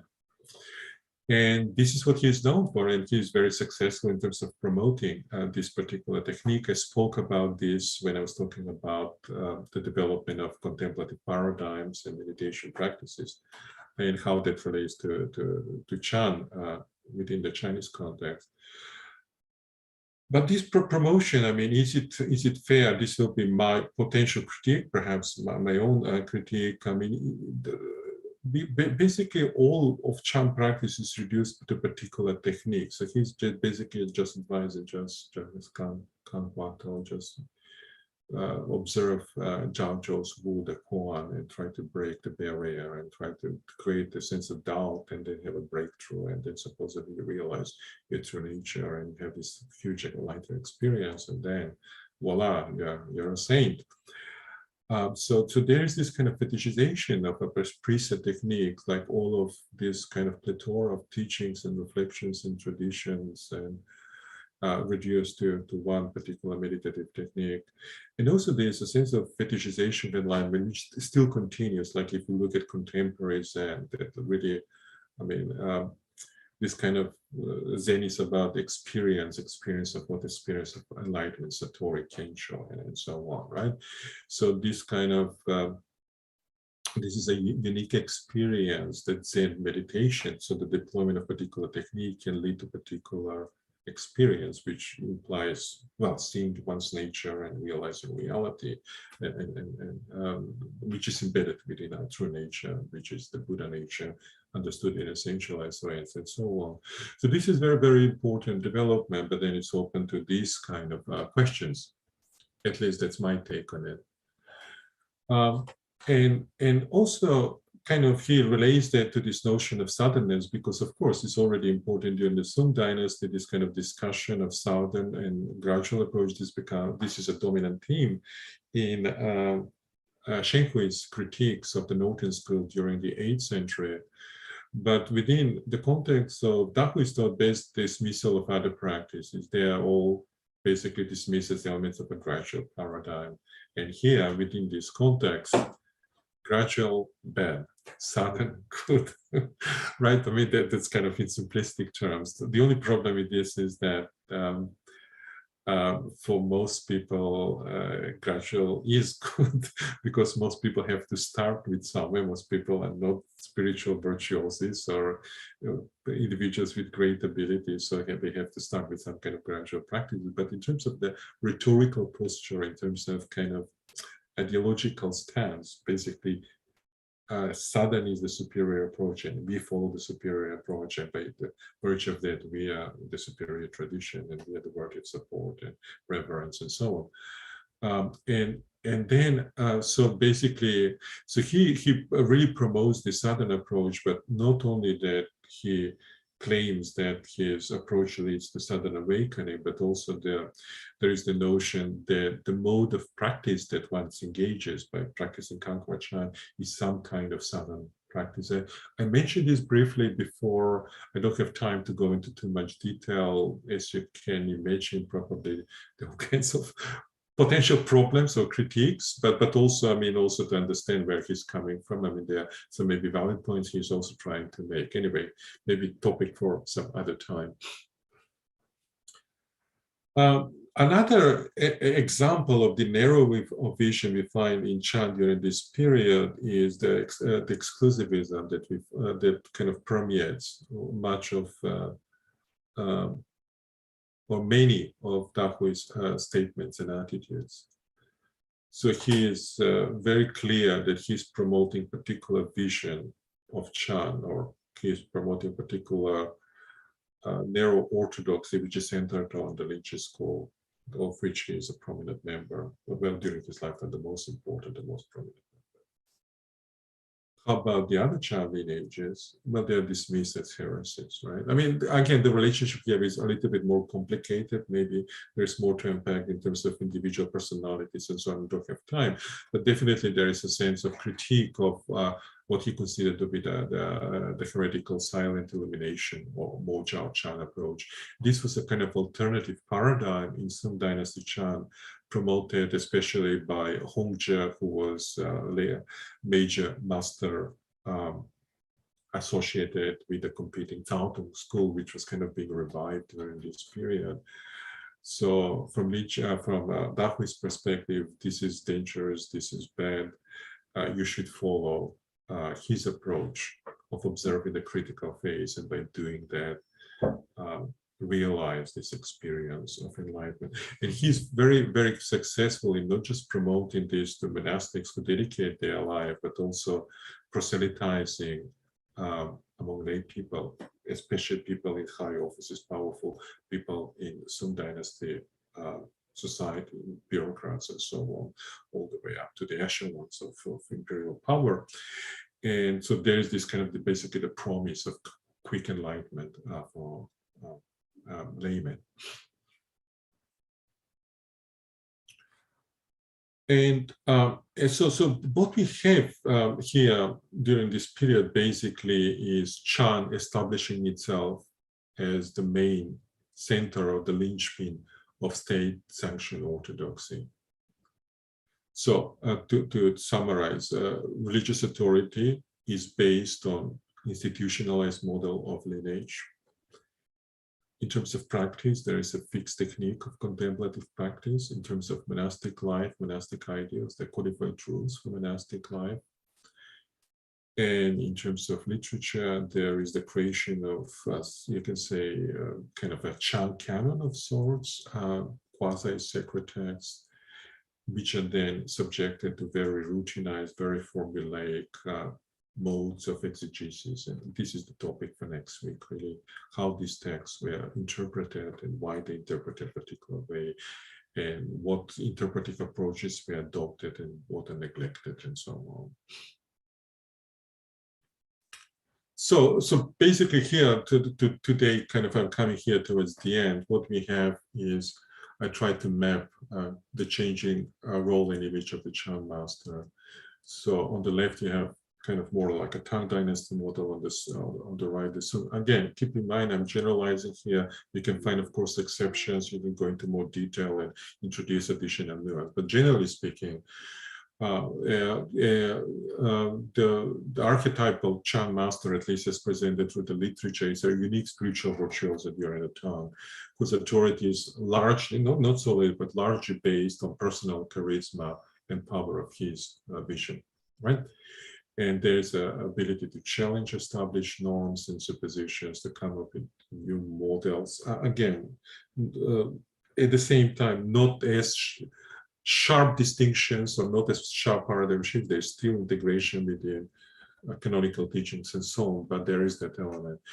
And then there is very clear awareness and lots of cautionings and admonitions about the dangers of attachments to fixed dogmas, to to rigid formulations of orthodoxy, to narrow conception of orthopraxy, and so on. By and large, during the Sung period, because the Chan become more institutionalized, it becomes kind of transition to being the major tradition of Chinese Buddhism. It becomes embedded in the social, political institutions, becomes embedded in the economic life of the empire. The Chan master increasingly becomes ecclesiastical functionary in a highly formalized monastic system, and this system is set up and regulated, is controlled by the imperial state. And then within that system, the rise in clerical status is linked with the procurement of abbotship. To become an abbot of a major Chan monastery is kind of the most desirable career move, I guess, if you want to use this terminology. So monks might object, they might say, well, we're not into career, but kind of it's a little bit more complicated. And then this process of procurement of abbotship is to a large degree controlled by secular authorities. And there's a standardized process of certification. You can find echoes of this in contemporary China, right? Who becomes abbot and why they become abbot and how they have to negotiate and what's the role of the state and the authorities and so on. And then the master, the Chan master, have to be able to communicate, interact with the social, political, cultural elites of China. You have to have certain repertoire of cultural and religious skills. So that he can, for example, write beautiful prose or poetry, and he's supposed to be able to teach preset meditation technique, namely to be able to be a teacher of Tangpo and so on. We have here a kind of protracted process of traditionalization and standardization, and the routinization of charisma, I would suggest, is an important part of that. And that's reflected in these changes that I just highlighted, the changes, roles, and images of leading Chan masters. And this is a lasting impact of the history of East Asia, because it is ultimately the Sung dynasty model of Chan that becomes the dominant, and that continues by and large with all kinds of adaptations and changes to the present, right? When you think about Chan practice, by and large, certainly in Korean Chan and most of China, maybe Japan is more complicated with Soto, then you're talking about Kanpa Chan, right? So this is very, very important, and there's certain things gained. I mean, undeniably, Chan becomes very important, establishes itself at the center of social, political, cultural life in China. Monastic institution grows, become increasingly organized, and so on. But as you can see, but I hope from what I'm saying, and maybe from your own readings and reflections, there's certain things lost in this process. There is some of the original vision, the spontaneity, the power of personality, and so on. Having said that, so you can say the kind of the imposition of rigidity structure, I mean, conservatism, right? I mean, Sung Dynasty China is extremely, I mean, there's the rhetoric of, I don't know, iconoclasm and this and that, but really deep down institutionally it's extremely conservative tradition, and I'm going to talk about it a little bit more detail next week. So what we have is, but at the same time, some of this is inevitable, and again, going back to the Weber's model, that traditions become institutionalized, and on some level institutions are important, or maybe they're inevitable. We cannot do without. I mean, if it was not this, the formation of these institutions, we wouldn't have the text, we wouldn't have the records, we wouldn't have the knowledge of the traditions to the extent we have. And you can say more generally about religious institutions, we get criticized the Catholic Church for its failings, and God knows there are many, but at the same time, I mean, it's very, very important in terms of the transmission of certain tradition. And yes, there are gangsters and corrupt popes and priestly scandals and raping boys and all this kind of horrible stuff going with the church. But there is also richness of tradition, and the saints, the Saint Francis of this world, and so you can say the same. So basically, with or without, this is the issue of institutionalized religion, especially when it's kind of embedded in social political institutions, some of which might be very authoritarian, right? So kind of with institutional religion, kind of to do away, I don't see that. I mean, we need institutions, and at the same time, institutional religion comes at a price, because inevitably it becomes corrupted, it becomes rigidized, it becomes formalized, sometimes maybe loses sight of its original inspiration or supposed inspirations and so on. So with or without, that's the dilemma. And I would like to leave you with that for today. Thank you for listening. I know this was a little bit maybe more dry and maybe a little bit more scholastic. I've been aiming to be a little bit more open and kind of try to reach wider audiences through the lecture, but I hope still I managed to bring my main points across with reasonable clarity. Are there any questions? We don't have much time. I'm sorry, I kind of went on, but I don't think there are many questions. Yeah, there is a question from the YouTube audience. Okay. Somewhere between 750 to 800 CE, an imperial commission declared Chan Orthodox school. Do you know of primal source which assert this data? I think he's quoting from a text. This question is asked 946. I'm sorry, but I don't know what he's referring to. I mean, there could be, like, what do you mean by Orthodox school? Sure. I mean, Orthodox school, like, there are different meanings of Orthodoxy, right? The Orthodoxy, or yeah, you accept it as Orthodox valid, right? I mean, I don't know what is this referring to. I don't even know these references, frankly. So I'm sorry.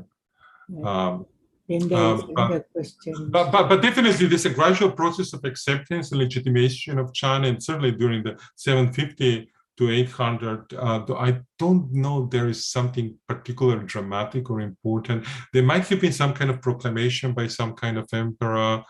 This will be that, so maybe I have to look at the passage. But in terms of like Chan being official Orthodoxy, the way it is in the Sung, no, not really, not during this period.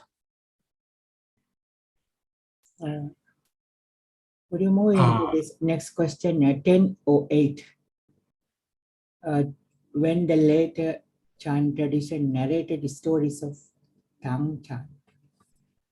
Yeah, Tang Chia masters and experiences of being enlightenment, did these narrators sincerely believe that there was a sudden enlightenment achieved through uncommon behaviors, and do those former masters were awakened, or those narrators were aware that the writing of enlightened experience served more practical worldly purposes? Yeah, who knows? How can we know?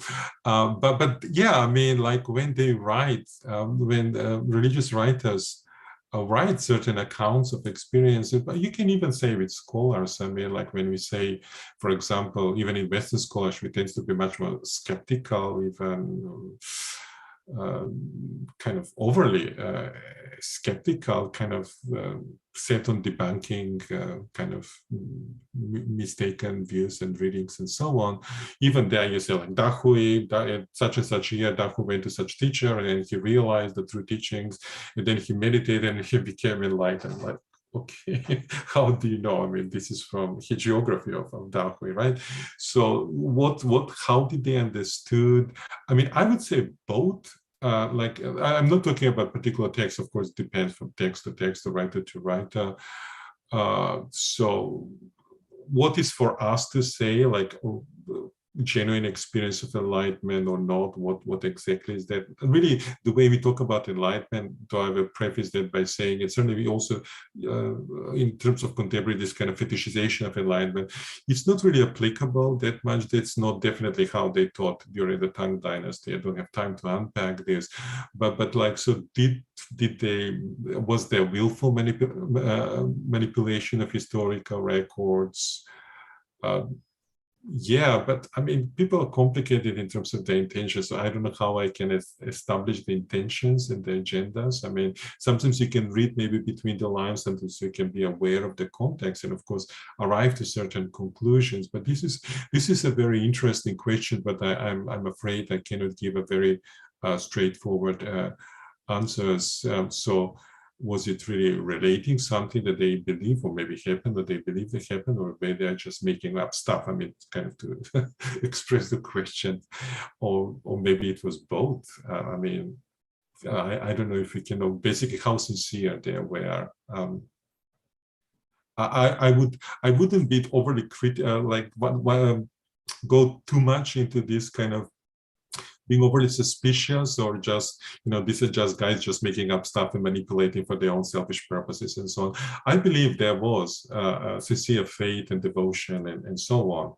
But at the same time, was there also manipulation of the records to highlight, you know, one's own traditions, one's own teacher, one's own achievements?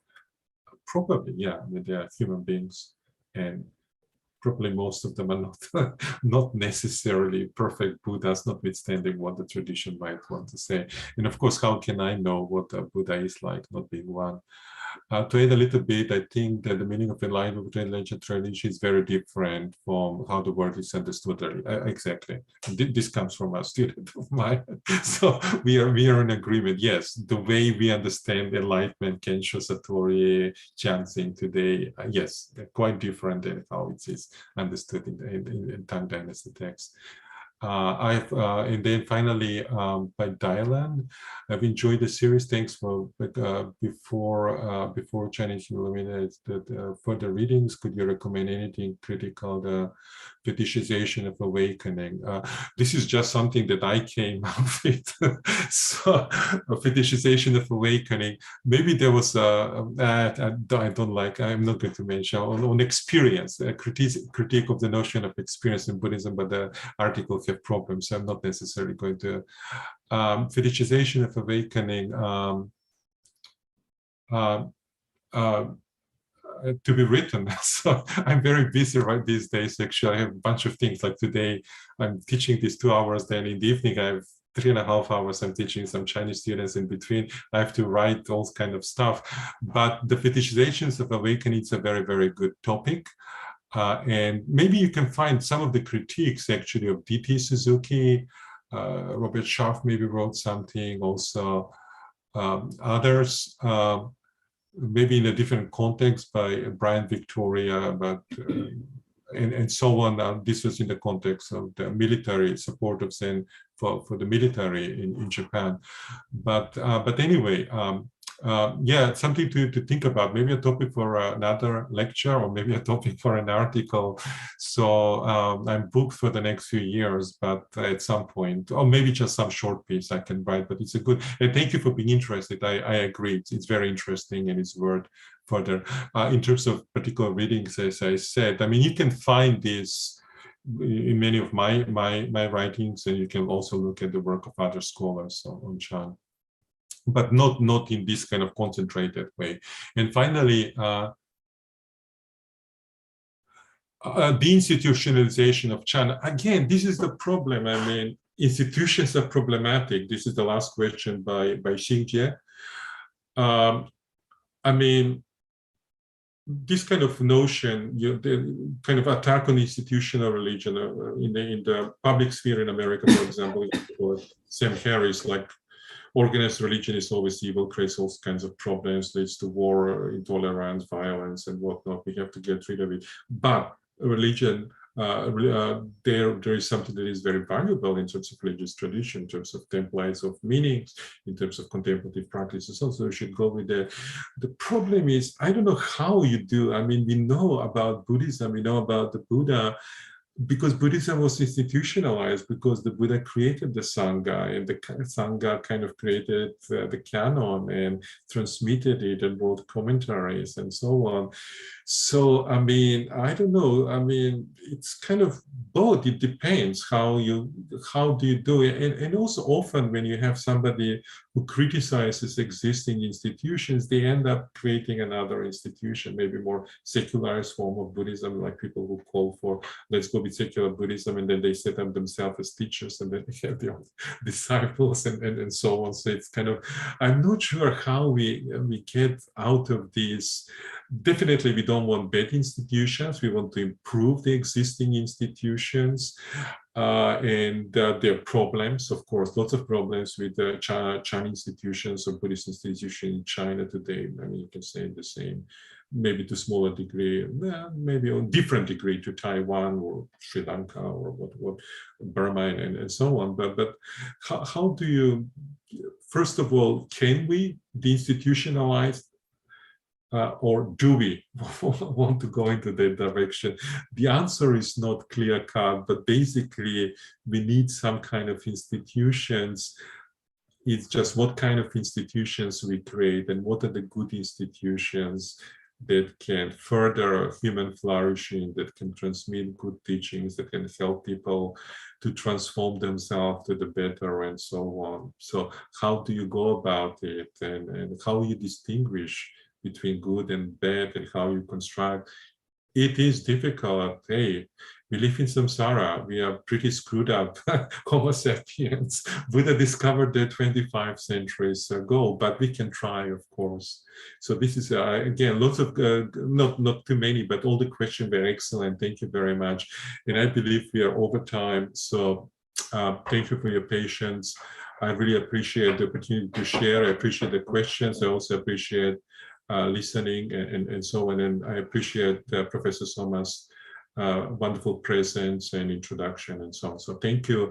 And I hope you will be able to join us next week at the same time. Okay, thank you, Professor, today for today's lecture as well as this lecture series. I am sure that many of us are very enjoying your lectures, many our audience.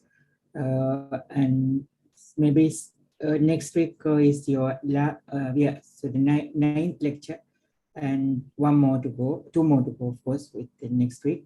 So we hope that our audience will join again next week, and see you next week. Okay. So, thank you. yeah. Bye. Bye.